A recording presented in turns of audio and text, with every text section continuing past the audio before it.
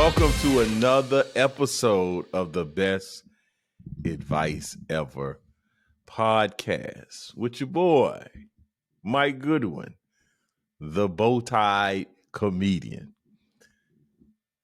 Let's get started with Mind of Mike.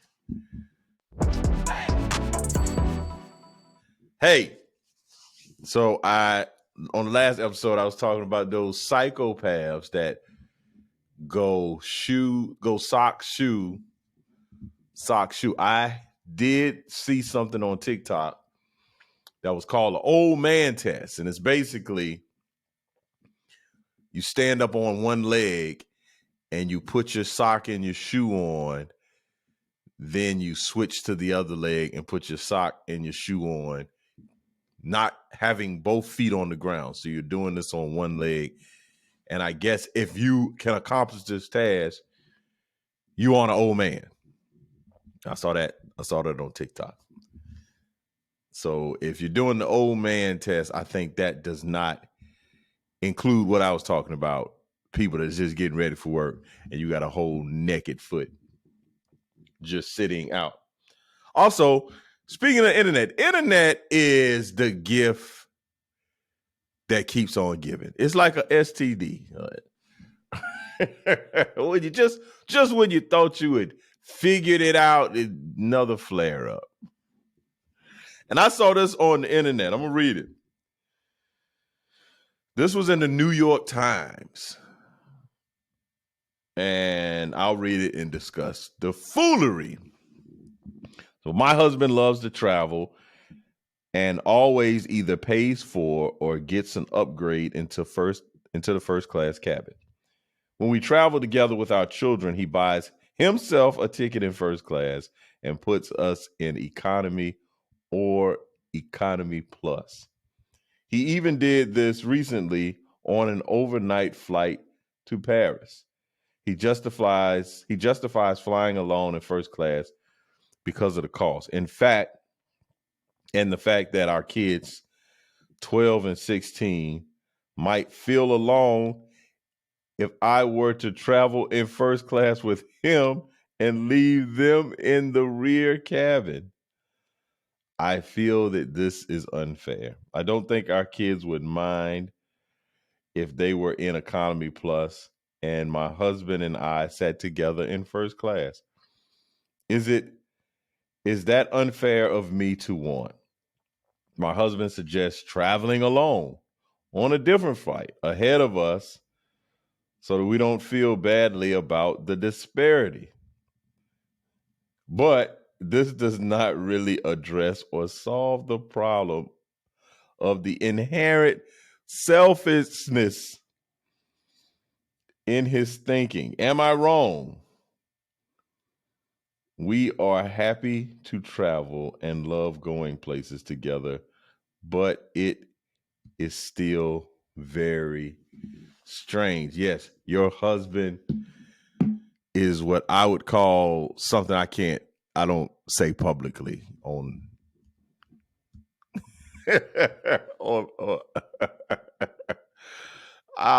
it requires colorful words, more colorful than I have created my brand upon. But your husband's whack. Let's go ahead and use that term. Whack.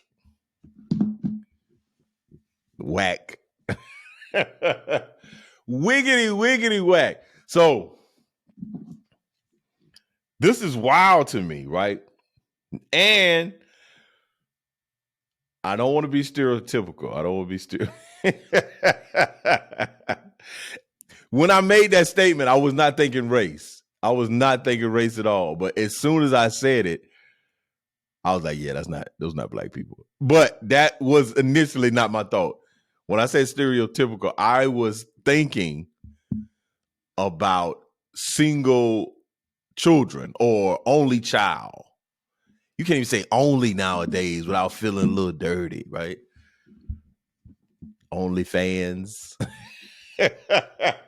The world we live in, bro. The stereotypical comment I was going to make before my brain took me somewhere else was the comment of being stereotypical of only children. Only children. Got a partner, avid listener of the show. He's the only child. I wasn't thinking about him. I was thinking about myself. I'm not an only child. I have 2 other siblings, but I had a early existence as the only child. So I'm about 4 years, 5, maybe 4 years and 11 months older than my brother.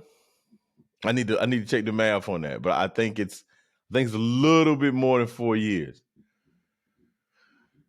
And I can remember being a entity by my lonesome, doing life as myself without a committee of others.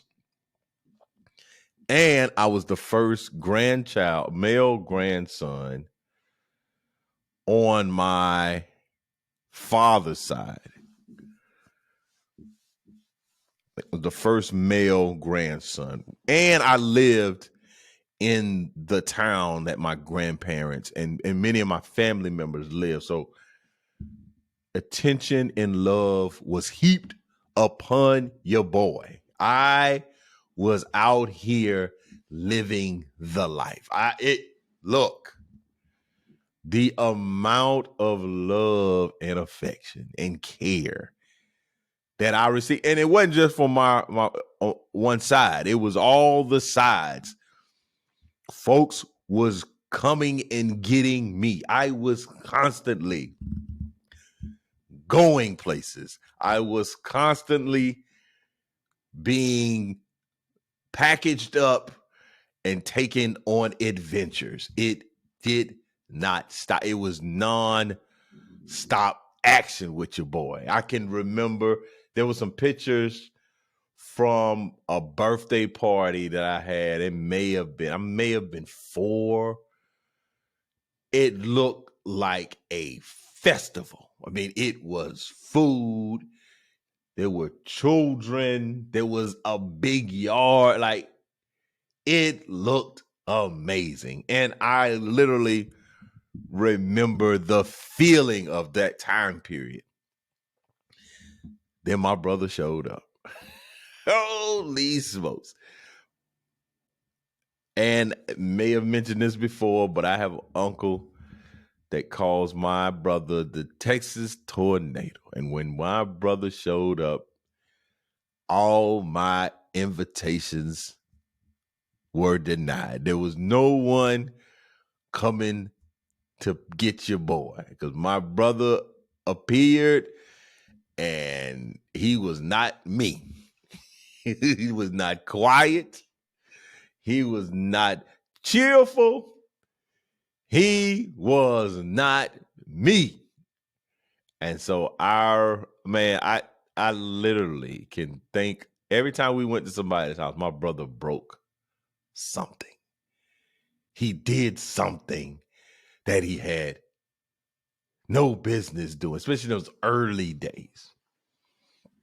So it dried up, man. All that attention, all that acclaim, all that affection just went away.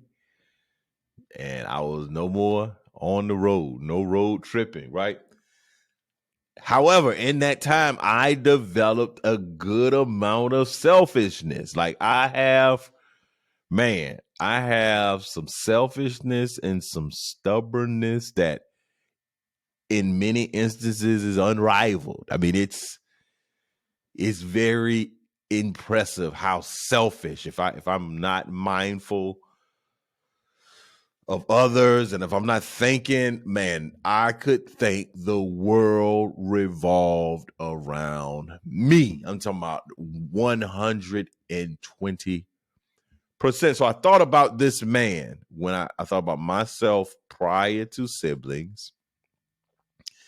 I thought about the healthy level of selfishness that still resides. It's still It still's in here like, hey man, you need me? I'm like, bro, I can't.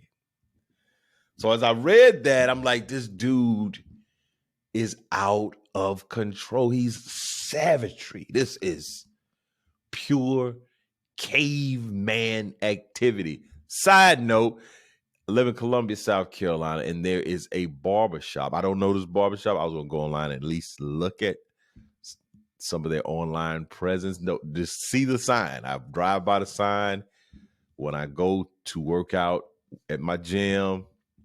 It's called Caveman Barber. And something about that just doesn't sit with your boy right. Just cavemen don't need cuts.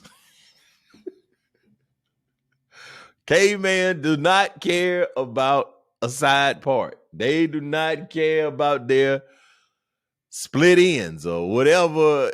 Hey man, cavemen out here getting food and shelter. They are not concerned about their follicle upkeep. But there's a barbershop, and it's the signs there. I don't know how business is going. I don't know their atmosphere, the ambiance in the caveman barbershop, but I'm always, and it's right like next to a dog grooming place. Like, well, ladies, we got all you need right here. All right. But the level of selfishness that this gentleman has from, look, I often, and everybody speaks from their paradigm, from their perspective. I fly far more than my wife, so I receive instant upgrades. If I'm on a flight by myself, I'm going to be upgraded 8 times out of 10. Especially if I fly Delta, I'm going to get an upgrade. That changes tremendously if my wife were to fly with me. I've flown with my wife. I want upgrades. I want to upgrade. I want to be in the best seat possible. You know what my wife wants? My wife wants to sit beside me. And she doesn't care if it is in coach or if it's in first class. Her priority is sitting next to me, beside me, close to me. So what this man is talking about, I can't fathom doing unless I brought her up to first class with me. I bought 2 first class tickets. Also, what is very mind-boggling, I probably wouldn't have an issue with this gentleman if they rotated. Hey, I'm going to get this first class ticket. On this flight, we go, and then the next flight, you sit first class, I'm back with the children. And these not kids, man. These not toddlers. These are of age. 12 and 16. Look, y'all by yourself. Hey, that's the part I don't get. Unless my man is being cheap and don't want to get another first class ticket. We're not talking about 4 and 8. We're not talking about 2 and 6. We're not even talking about 8 and 12. We're talking about 12 and 16. Hey, we'll see y'all when the flight lands. And it seems like they fly regularly. So this is not the first time the children have been on a flight. My man's very, very wrong for sitting in first class to Paris by himself. And the wildest part of the whole thing, the wife is talking about, is this unfair? I don't know about fairness. Fairness is a concept for me that who is to measure fairness? And I feel like fairness, there's not a good way to measure it. Is it fair? That's not fair. The husband probably says, well, I pay for it. It's fair to me. Was not fair to you. I don't really care about fairness. I think about justice. I'm concerned with justice. Is this just behavior? Is this the type of behavior that you would want someone to do with you if you had the scenario you had the power to buy tickets? I was thinking about that yesterday. The concept of society and what we live in. I was imagining, what if women were the preferred gender in we were raised like that. We were raised with women going to work, women with the predominant leadership opportunities. Women were entertainers. Women were professional athletes. Like, if this world that we lived in was flipped to the prominence of gender being ascribed to a female, like, what would that look like? How would that feel? Because when I was thinking about it, I was in the kitchen making breakfast, and I had the thought, what if this was like a standard expectation of me? Like, I make my breakfast now more so because I'm eating a particular way. But if I made breakfast prior to now, I was either being like fun dad and cooking for my family, or it's Mother's Day, it's my wife's birthday, it's like a special occasion. But my wife, because of gender roles, is often spends much more time in the kitchen. So in that regard of that question around the couple, what if she made the money and she said, hey, you sit back there with the kids, and like, he would be like, no, that's trash. That's a trash decision. So I'm about justice. And in saying justice, it's just us. We are a team. We're in a marriage together. And my actions need to be the actions of someone who deems you as an equal, as a team member, that I would take the bullet for you. Like, I would step out and protect you from danger as the role that I play on the team. I want to protect you. So I would totally understand if he said, hey, you want to fly first class? You're like, no, I would prefer to be back here with the children. You do your thing. Like, she's not saying that. She's saying, hey, I want some cocktails. I want the warm washcloth. I want the VIP treatment.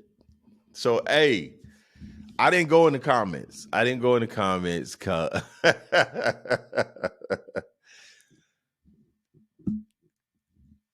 people are wilding out here, right? I didn't go in the comments, but if I were to talk to this gentleman and this woman, would say, hey, my man, you're being selfish. Like, unreasonably selfish. And I don't know how frequent they fly, but it would be a very simple trip. Very, very simple fix. Very simple fix. And if he loved to be in first class so much, hey man, just bring your wife up to first class. But it's really, this is a little bizarre that my man's out here hogging up the first class by himself. It's ungentlemanlike. Like, that's not bow tie approved, sir. What you're not gonna do is fly first class with your family sitting in the economy plus, sir. That's what you're not gonna do.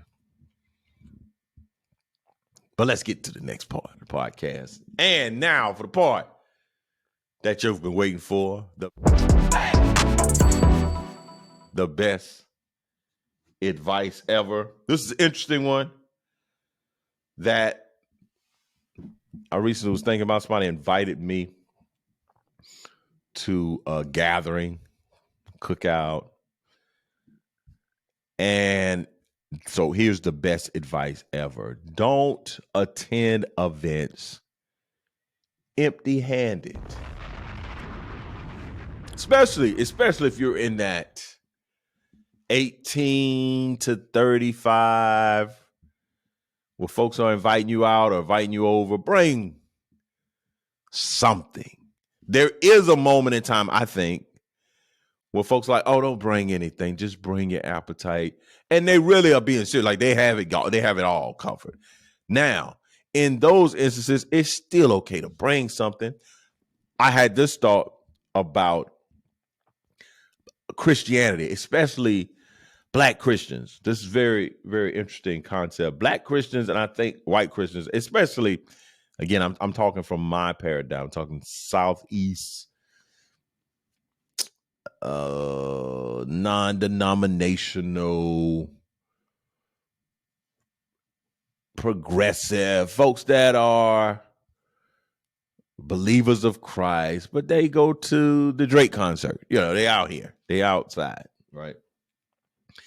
Black folks in alcohol, man, especially Christian, Black Christians in alcohol are, I think, extremely conservative in general, as opposed to white Christian. Now, again, there's some delineation, whether you're talking about Presbyterian, Baptist, like there's a level of Methodist, there's a lot of liberality in particular denominations, but it's a general move. General. You know, I can be out with my white Christian brother at an event and he'll get a beer. We go watch the game, and it would not be uncommon for my white Christian brother to get a beer. However, on the Black, boy, if I happen to go out with you know, a church member, and I'm like, let me get a Michelob Ultra, hey, there's a little bit of like, whoa, wait, and I'm not saying that Black Christians don't drink. I'm not saying that. They just don't drink in public. My buddy Marcus Wiley got a joke like that. Like they drink at home, right? So there is a little bit of uncomfortability. I don't even know what the word is, because what I would encourage, if you were to bring something to someone's home, what's a great item to bring if someone invites you over? A bottle of wine. A bottle of wine. Here's a bottle of wine. Thank you for having me. This is my favorite Cabernet. This is my favorite Pinot Grigio. This is my favorite Riesling, whatever it is. But something about Black folks and that alcohol, buddy. We like, so don't show up empty-handed. Bring something. Now, if you don't want to bring wine, bring the water and let Jesus turn it to the wine. Bring a case of water. You're not crazy. Hey, man, thanks for inviting us. Now, if you come to a cookout, you can't have too much water. Water is a very appreciated gesture to show up with some water. What are other items you can show up with, Mike? I'm sure you're asking. Show up with cups. That's what I did for the cookout I went to. Yes, I brought cups. Show up with plates. Ice. Ice is always good. You can bring a couple of bags of ice. You can also bring napkins. I'm not a fan of soda, right? So I wouldn't. If soda's easy, it's easy to bring soda, but I don't drink soda. And I wouldn't want to bring soda to someone's event unless they had some libations and they needed something to mix. You know, bring some soda. Sodas is a very easy one, but I would think you can bring some juice. But water, I think water wins. Even sweet tea was one of those things that you think about, but I don't want to encourage folks to drink their calories. People already eating plenty of calories. I want to bring anything that, especially sugary. So that's my personal preference, not to bring that. But I bring some sugary wine. I do that. And then what's the dessert? You bring dessert. You bring a pie, cake. Those are accepted. accepted gestures or items. Vegetable tray, that's if you're really, really trying to be mindful of people's wellness and being a good attendee. A vegetable, a fruit tray, that's can't go wrong in that regard. But don't show up empty-handed. And just in life, don't just show up with your appetite. Bring something to the table. Bring a gesture. You bring flowers. I've seen people bring flowers before, like a something to put on the table, a nice centerpiece. But back to the guy flying in the first class while I was watching, just don't be selfish. Think of opportunities to be altruistic. Move out of your own comfort zone and thinking about you. Think about others. What would others need? And then just simply ask, hey, what is there anything I can bring? And most times people say, no, don't bring anything. But even a gift card would be great, right? Man, I got to go to the bathroom all of a sudden. And we're at the last little bit. I'm going to power through. Edit this out. But I just thought about a gift card. You can bring gas card, Starbucks, something, but don't show up. Don't show up empty-handed. And that covers the best advice ever. However, I did have what you're not going to do. I saw a church sign. Church signs, people out here trying to be very provocative with church signs. I need to go take a picture of it before they change it. But this church sign said, we need more fat people. And they had fat in parentheses. I was like, wait a minute. What are you doing, church? But then underneath it said, faithful, available, and teachable. Fat people. Why you try to be so controversial, church sign? And if somebody will be funny, you take off the faithful, available, and teachable. Overnight, I just took out. So I just removed that. And on the church sign say, we need more fat people. What you're not going to do is put that on your church sign. Church. That's what you're not going to do. Well, thank y'all so much for tuning in to another episode of the Best Advice Ever podcast. I'd love for you to follow me on social media. I'm at Comedian Mike Goodwin on Facebook, Instagram, and Twitter. I'm at Bowtie Comedy. Like, share, subscribe to the podcast. If you have any questions, any comments, you can email me at info@comedianmikegoodwin.com.